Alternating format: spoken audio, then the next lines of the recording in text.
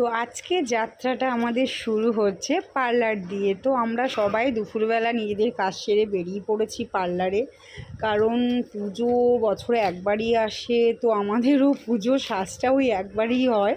তো আমাদের hair spa cutting আমি আগেই করে ফেলেছিলাম। তো হেয়ার স্পা করার ছিল আমার দিদির, আমার ননদের, আমার বোনগুলোর সবার। তো যারা কাটিং করে তারা কাটিং করছিল, আমার শুধু স্পা করার ছিল, তাই স্পা করছিলাম। তো আজকে সবাই মিলে খুব আনন্দ করলাম পার্লারে। তো ভিডিওটা দেখো তোমরা।